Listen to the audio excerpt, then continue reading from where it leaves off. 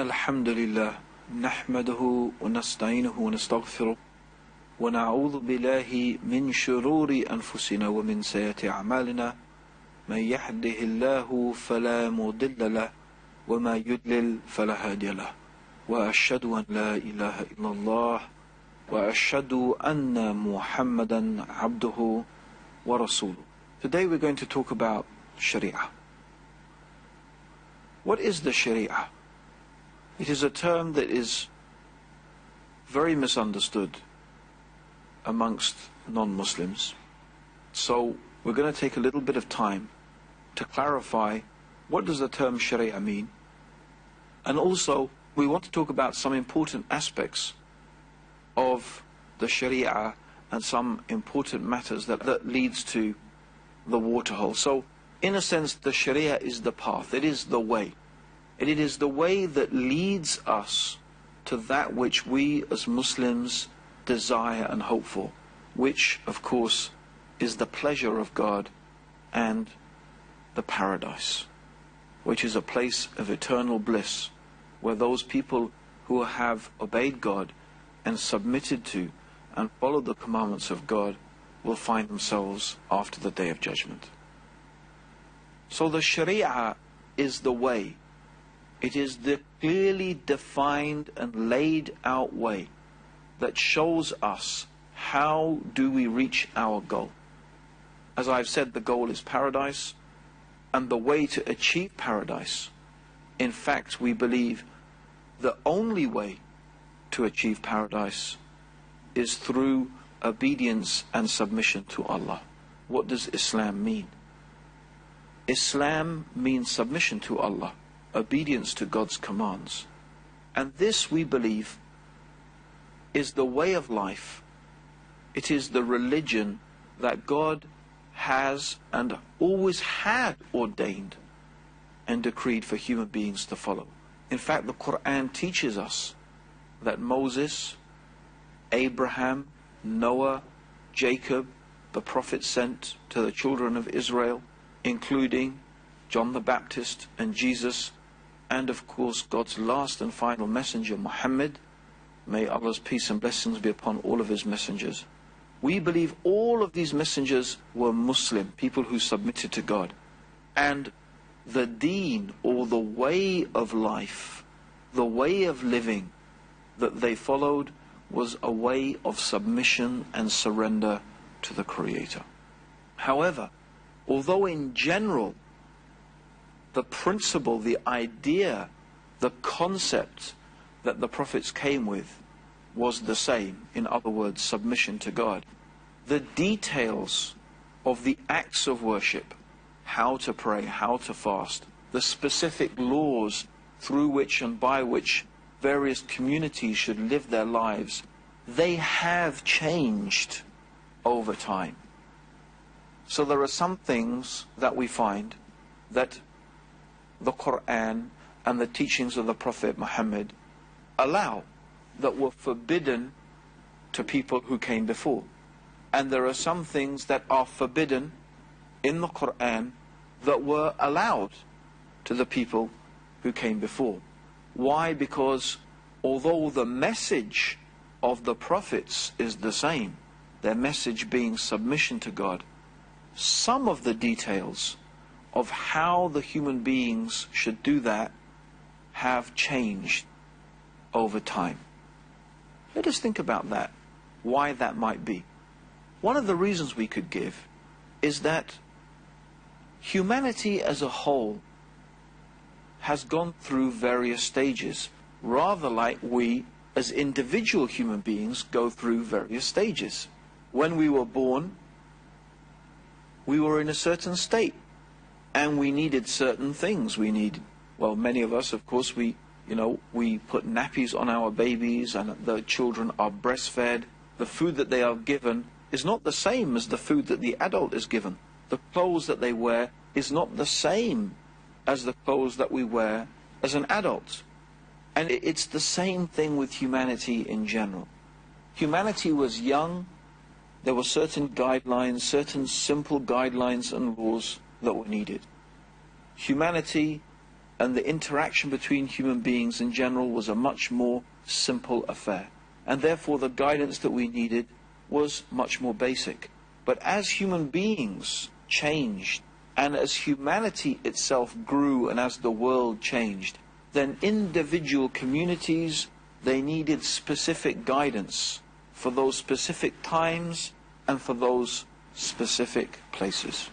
But about 1,400 years ago, when the Prophet Muhammad was born, the world had reached its final stage. Humanity had entered into a final era, and that it was time for a final message, a message that was not only for a particular place and for a particular time, but a message that was suitable, and a Sharia and a detailed guidance that was suitable and is suitable for humanity all the way up until the Day of Judgment.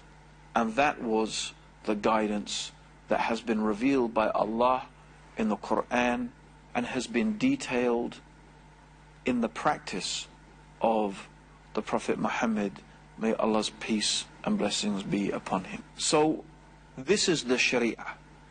The Shari'ah really is composed of the actual details of the laws through which and by which the human being should live their life. And so in reality, the whole of Islam is included in the Sharia. The Sharia is really the practical side of how we should live our life in a way that is in submission to Allah. So the Sharia teaches us our belief in Allah, what we should believe about God, the things that we should say about God and attribute to God, and the things that we should not attribute to Allah and that we should not say about Allah. The Sharia details our belief in the angels, in the books that God has revealed throughout the ages, and the messengers and the prophets whom Allah has sent. The Sharia details for us the events that are going to happen before the Day of Judgment, the life in the grave, the Day of Judgment itself, and the paradise and the hellfire. The Sharia details for us our belief in Qadr wal Qada, which means the measurement and the decree, and that is the decree of God. The Sharia details for us the events that are going to happen before the Day of Judgment, the life in the grave, the Day of Judgment itself, and the paradise and the hellfire.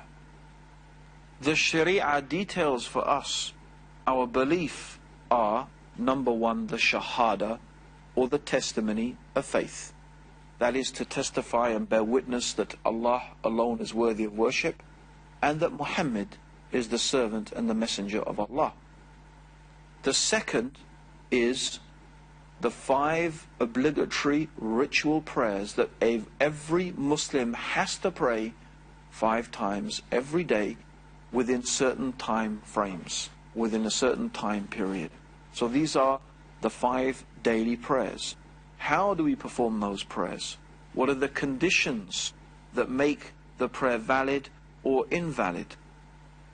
Included in that is the preparation for the prayer in terms of ritual cleanliness, the wudu or the ablutions that a Muslim has to make in order to prepare themselves to say that prayer. What are the times? What is the beginning time of the prayer? And what is the end time of the prayer? What movements should we make? What things are we allowed and not allowed to do and say within the prayer itself? All of these things are detailed in the Sharia. And so with the zakah, that is the obligatory amount of money that every Muslim has to give from their excess wealth annually to certain categories of people. So for example, the Sharia details who are those categories of people, who are the ones who are deserving recipients of the zakah, of this charity, from what money or from what wealth should zakah be given, and so on and so forth. All of this is detailed in the Sharia. Also the fasting month of Ramadan, where Muslims abstain from eating and drinking and from intimate relations between the husband and the wife from dawn until sunset. What are the things that break the fast?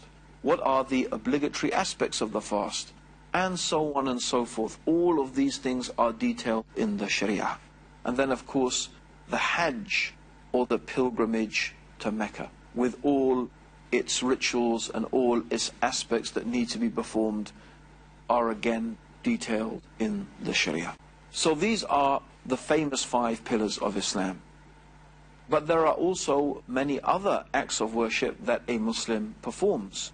For example, supplication or dua, or asking God for things. This has certain manners, certain etiquettes, certain things that are allowed and certain things also that are prohibited. Also sacrifice, the issue of the animals that we are permitted to eat and the animals that we are prohibited to eat. What sort of food is permitted to us and what sort of food is prohibited. And the same with drinks. And also the whole issue of financial transactions. What sort of transactions are allowed and what sort of transactions are prohibited? For example, one of the things that is strongly condemned in the teaching of the Quran and in the Sunnah of the Prophet Muhammad is something called riba, which is often translated as interest. But in fact, riba is more comprehensive merely than what we are used to as the term interest. But this is again a type of transaction, a type of dealings between people that is strictly prohibited in Islam. All of these things are detailed in the Sharia. So we find that the Sharia is a comprehensive and complete way of life that has guidance for all aspects of the human being. It not only teaches us how we live our life in a way that is pleasing to God in terms of the actual personal and collective acts of worship that we have described, but also matters of interaction between the human being, between the husband and the wife, between the ruler and the ruled, between the teacher and the taught. All of these things are taught to us and detailed to us in the Sharia. And it may come as a surprise to even some Muslims that Islam has an economic system. The Quran and the teachings of the Prophet Muhammad detail a system of economic activity by which and through which we should conduct our economic affairs concerning trade and so on and so forth.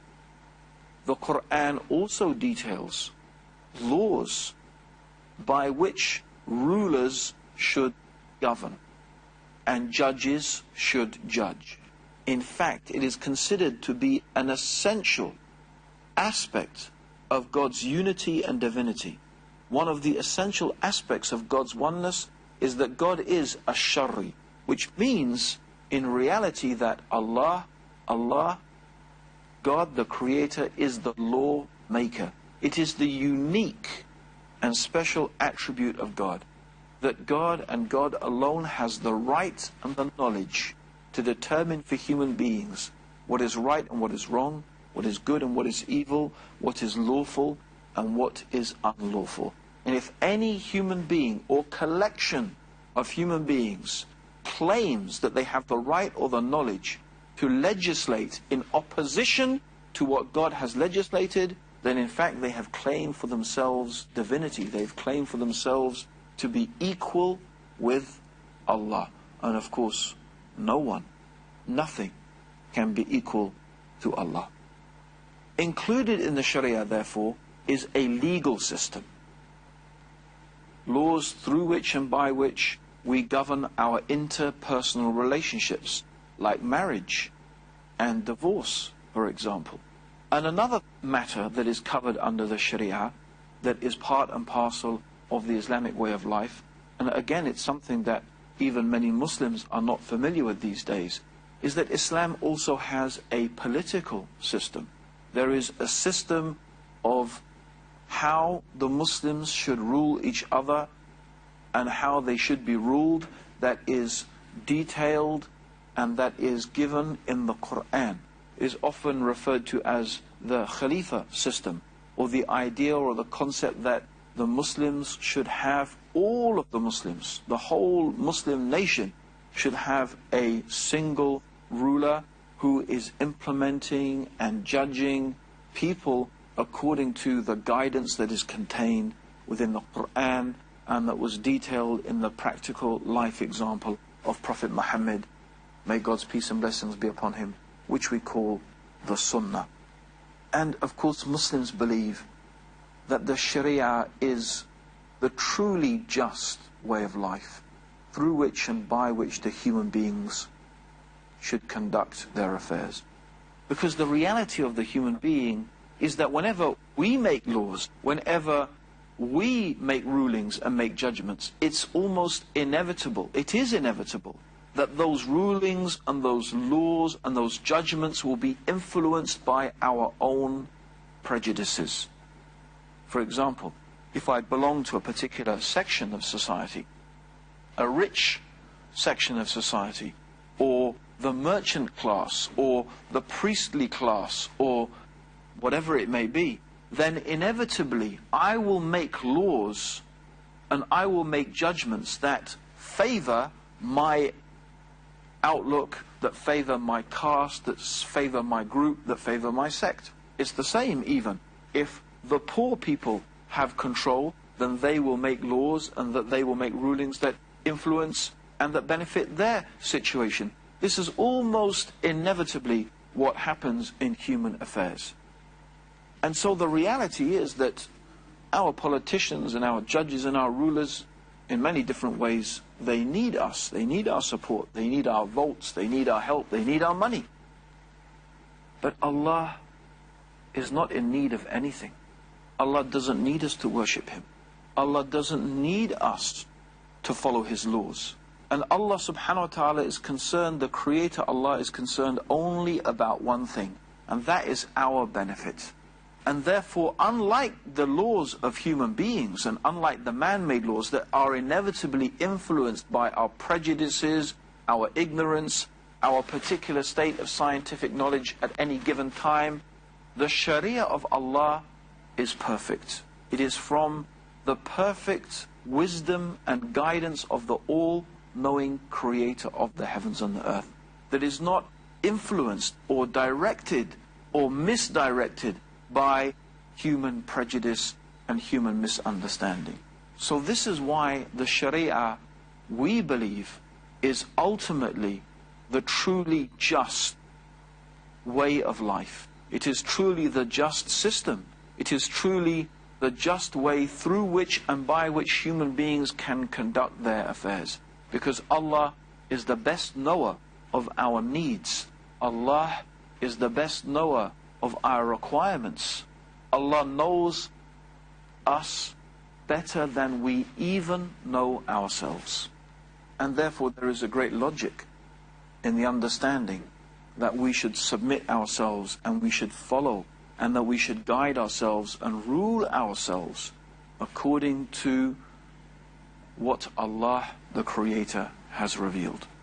And that is why the Quran warns that those people who do not rule by that which God has revealed, it is as if they have disbelieved in God. It's as if they have rejected God, and they have fallen by doing that into a great wrongdoing and a great misguidance. Indeed, one of the things the Quran criticizes the Jews and the Christians for is that they had taken their priests and their rabbis and made them gods besides Allah. When the Prophet Muhammad recited this particular verse of the Quran, there was one of his companions who used to be a Christian, and he said, "O Messenger of God, we didn't used to worship them, we didn't used to worship our priests and rabbis." The Prophet Muhammad said, "But didn't they make lawful for you the things that God made unlawful? And didn't they make unlawful for you the things that God made lawful?" and you accepted that? When the companion heard those words, he said, yes, we used to do that. Then the Prophet Muhammad, may God's peace and blessings be upon him, said, that was your worship of them.